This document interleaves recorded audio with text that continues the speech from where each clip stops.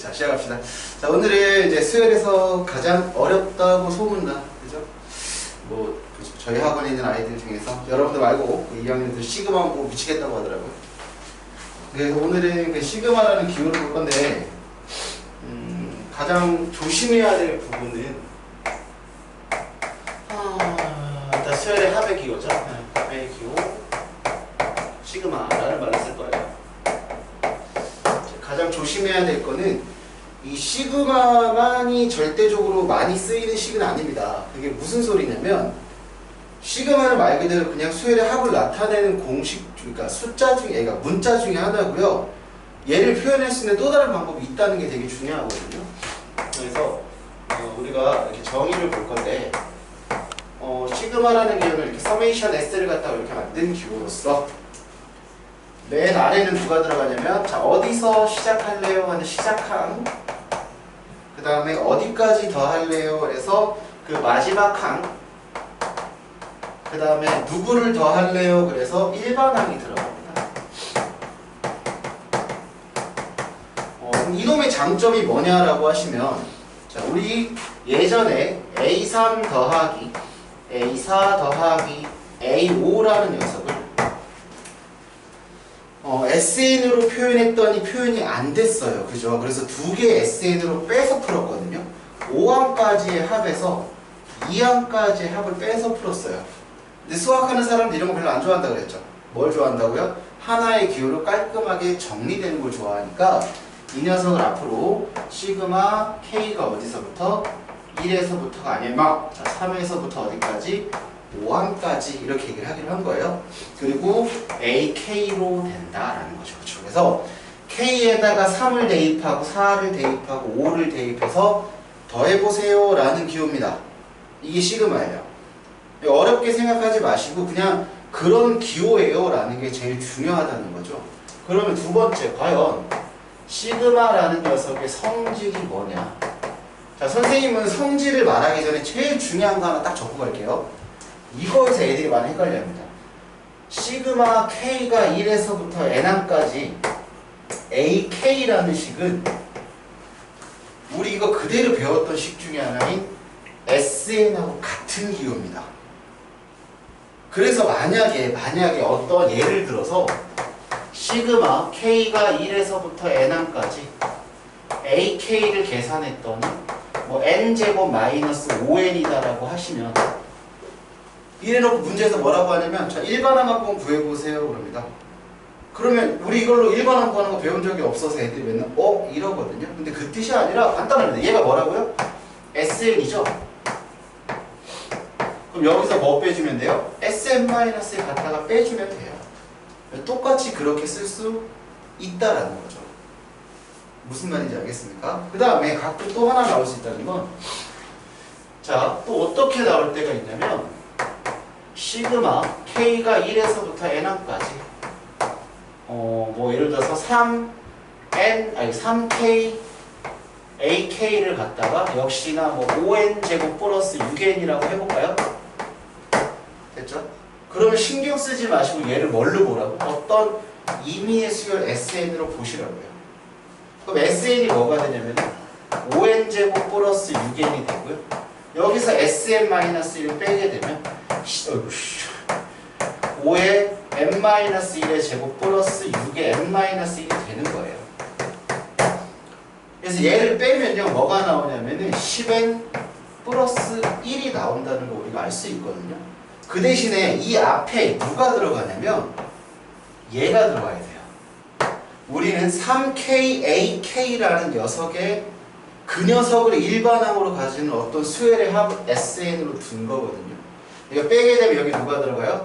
3NAN이 들어가줘야 되는 거죠. 알겠습니까? 그럼 우리가 원하는 AN은 뭐가 되는 거야? 뭐 3n분의 10n 플러스 1이라는 어떤 독특한 수열이 나오게 된다는 것을 알 수 있게 되는 거예요. 어떤 느낌인지 이해됐죠? 그리고 실제로 얘를 갖다 계산하게 되면 이 수열의 합이 나오게 되겠습니다. 그래서 선생님이 가장 첫 번째로 중요하게 생각하는 공식은 저 녀석이에요. SN과 시그마 K가 1에서부터 N까지 AK는 같은 식이구나 라는 거. 그럼 첫 번째 성질은 이거죠. 시그마는 k가 1에서부터 n항까지 ak를 적거나 시그마 i가 1에서부터 n항까지 ai를 적거나 이런 식으로 문자에 관계없이 더하는 녀석이기 때문에 서로 다른 문자가 나와도 어떻게 얘기할 수 있어? 섞어서 풀어도 돼. 예를 들어서 시그마 k가 1에서부터 10항까지 오케이. 자, 더하기 시그마 k i가 1에서부터 10항까지 3i라고 하면 알겠죠? 얘를 그냥 뭘로 봐도 돼요? k로 보고 문제 풀어도 돼요. 어차피 똑같은 녀석을 더하는 거기 때문에. 그러니까 문자에 관계없이 시작함과 끝함만 똑같다면 우리 편하게 계산할 수 있다는 거. 오케이. 자, 무슨 기호라고요? 무슨 기호 시그마라고요? 합의 기호죠. 그죠? 그렇기 때문에 합에 대해서는 굉장히 자유롭게 연산 성질이 성립을 합니다. 하지만 곱에 대한 성질은 요만큼도 없어요. 그래서 곱이 나오면 시그마를 써서 문제 풀 일이 있다 없다? 없다. 전부 다 계산해줘야 돼. 그러면 시그마 k가 1에서부터 n항까지 ak 플러스 마이너스 시그마 k가 1에서부터 n항까지 bk를 계산하면 얘를 그냥 어떻게 계산하면 돼요? 하나를 묶어서 계산하면 돼요. 대신에 시작함과 뭐는 같아야 되죠? 끝항의 넘버는 같아야 됩니다. 이렇게. 그럴 때만 연산이 아주 자유롭게 성립을 한다는 걸 알 수 있게 됩니다. 괜찮습니까? 자, 세 번째 볼게요. 아이들이 생각보다 많이 틀리는 게 바로 이 녀석인데요. K가 1에서부터 N항까지 C가 들어있어요. 그럼 이 안에는 지금 K라는 변수가 없다는 이야기는 어떤 C라는 상수를 여러 번 더하라는 이야기랑 같은 뜻이에요. 여기서 몇 번 더하라고 그랬죠? N번. 그럼 C 더하니까 뭐가 됩니까? N 곱하기 C가 돼요. 그래서 뭘 조심해야 되냐면 가끔 시그마 K가 3에서부터 7까지 3이 탁 나오게 되면 얘는 K라는 미지수가 지금 없는 상태잖아요. 그러니까 3을 몇 번 더한 거야? 3, 4, 5, 6, 7이니까 5번 더한 거지. 그럼 얘가 얼마가 돼야 돼? 15가 돼야 된다는 거야. 그쵸? 그쵸? 네. 이해됐죠? 그래서 요거 좀 조심하세요. 요거 마지막에 꼭 1이라고 적어서 틀린 애도 있습니다. 자, 네 번째 시간. 우리는 그 조금 있다가 이쪽에서 뭘 배울 거냐면 자연수의 거듭 제곱의 합이라는 녀석을 배울 거거든요. 근데 그 녀석을 배울 때 첫째 항은 반드시 1이어야 돼요. 근데 가끔 시그마 기호에는 1이 아닌 녀석들이 많이 나오겠죠. 그럼 그 녀석을 1로 바꾸는 과정들을 좀 설명할 건데 평행이동의 개념으로 바라봐도 좋고 아니면 뭐 다른 게 있나? 아니 그냥 평행이동의 개념이 사실 제일 좋은데 그게 안 됐을 때는 이 성질로 볼게요. 시그마 K가 2에서부터 n항까지 AK를 계산해야 되는데 나는 자연수의 거듭 제곱의 합이라는 녀석을 계산하고 싶어. 그럼 시작항이 뭐가 된다 그랬어? 1이 돼야 되는 거지. 그럼 여기서 이렇게 가져갈 수 있는 거야. K가 1에서부터 n항까지 AK라고 만족을 시켜 놓으시고요. 이쪽에는 A1이 없지만 이쪽에 있으니까 양쪽 등식을 맞춰주려면 A1을 갖다가 빼주셔야 돼요. 그렇죠? 그럼 끝항을 맞출 때도 똑같은 방식으로 쓸 수 있겠죠. 괜찮죠? 자, 그러면 도대체 이 관점, 자 4번의 관점을 조금 다르게 뭘로 볼 거냐면 평행 이동의 관점에서 한번 볼게요. 그게 뭐냐면 우리 시그마 K가 3에서부터 n 플러스 2까지라고 한번 해볼까요? 여기에 FK라는 식이 하나 있다라고 하겠습니다. 오케이? 그러면 우리 이렇게 얘기할게요. 얘와 얘는 현재 포인트입니다. 즉 점이에요. 됐죠? 그 다음에 여기 들어가 있는 이 녀석은 함수죠. 수열은 제가 처음 설명할 때 수열은 뭐라고 그랬어요? 함수라고 그랬어요. 그렇기 때문에 함수의 이동도 똑같이 써먹을 수 있어요. 함수라는 것은 얘가 도형이라고 생각해도 좋습니다. 그렇죠? 그럼 평행 이동이라는 것의 개념은 뭐냐면 자, 점을 K를 앞으로 땡깁시다. 그럼 마이너스 2만큼 평행 이동했죠? 그럼 끝항도 땡겨지면서 뭐가 돼요? n이 되죠. 그죠? 근데 도형은 땡겨질 때 부호가 어떻게 대입돼요? 반대로 대입돼요. 그 자취의 성질에 의해서 얘가 f의 k-2가 됩니다. 괜찮죠?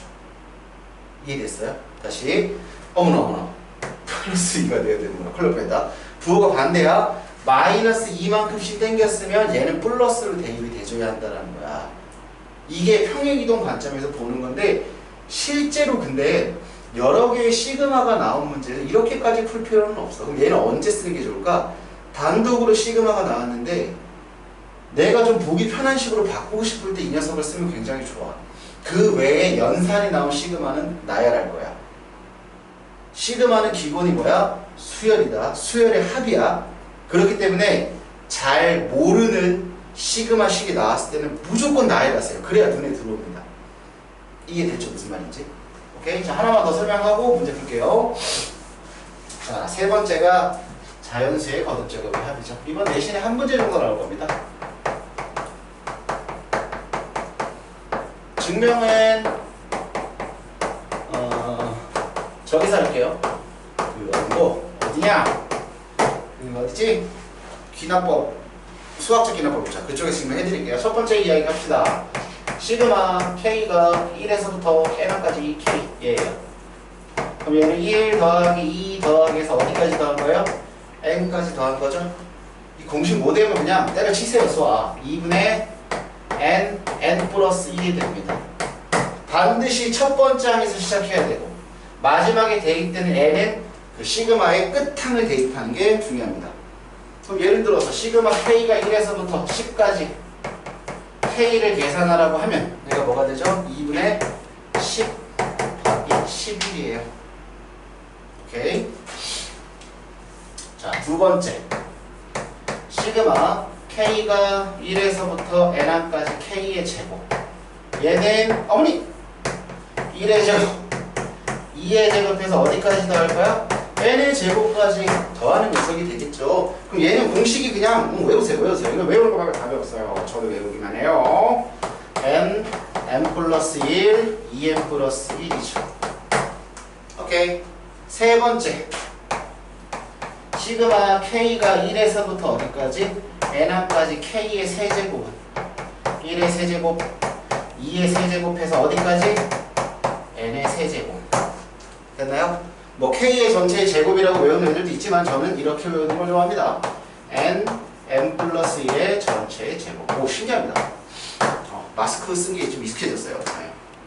강의할 때마다 마스크 쓰기가 힘들었었는데. 자, 여기까지가 우리가 교육과정상에서 이야기하는 뭐죠? 네. 자연수의 거듭제곱의 합이고요. 선생님 두 가지 더 적어줄 거예요. 얘는 그냥 문제 풀 때 좀 편하게 쓰입니다. 네 번째가 뭐냐면 시그마 K가 1에서부터 어디까지? N까지 K 2K 마이너스 1이죠. 얘 뭐죠? 이게 무슨 수예요? 1 대입하면 그래 맞아 홀수예요. 네. 은하는 그렇게 입만 보고 하면 안 보여요. 마스크하고 그렇게 하면 내가 보이겠는데 대웅이는 보였어. 너 누가 사회적 거리두기 안 하라 그랬어. 하고 있구나. 은하는 한 10m 떨어졌네요. 저희 강의실 넓어가지고. 네. 자, 얘는 뭐가 돼요? N제곱. 큰일 났네. 됐습니까? 자, 마지막 다섯 번째. 얘는 그 연속된 시그마 문제 풀 때 많이 쓸 거예요. 그러니까 시그마 계산하고 시그마 계산하고 시그마 계산할 때 이거 많이 쓰거든요. 이게 뭐냐면 시그마 K가 1에서부터 N까지 K 플러스 요거는 3분의 N의 N 플러스 1에 N 플러스 2가 됩니다. 그래서 누구랑 헷갈리냐면 얘네들이 공식으로 헷갈려요. 그래서 만약에 이거 외울 자신 없으면 외우지 마세요. 이건 아예 그냥 쓰세요. 무슨 말인지 이해됐죠? 그럼 하나만 더 설명합니다. 뭐냐면 얘들아 시그마는 지금 K제곱, K세제곱, 2K 마이너스 1처럼 다항함수처럼 생긴 시그마 쓸 수 있어. 즉 등차수열의 합공식 쓸 때는 시그마가 정말 편해. 그 대신에 등비수열이 나오면 시그마 하나도 쓸 수 없다. 등비수열은 곱하기에 대한 성질이지. 아까 쌤이 시그마 뭐라고? 합의 기호라고 그랬잖아. 그러니까 합에 대한 성질은 존재하지만 곱에 대한 성질은 없어. 그래서 만약에 이런 식으로 시그마 K가 1에서부터 5항까지 2의 K제곱 마이너스 1 계산하라고 하면 얘는 등비수열을 풀어야 돼. 무슨 말인지 이해됐지? 절대로 등차수를 뭐 공식 찾으려고 하지 마세요. 그래서 분수식이거나 무리식이거나 지수식일 때는 시그마 공식이 없습니다. 그게 나오게 되면 전부 부분 분수를 계산하거나 규칙성을 찾아서 없애거나 등비수열의 합공식을 이용할 거예요. 꼭 기억하시고 공식 꼭 외워야 됩니다. 좀 이따 문제 풀면서 얘기할게요. 고생하셨습니다.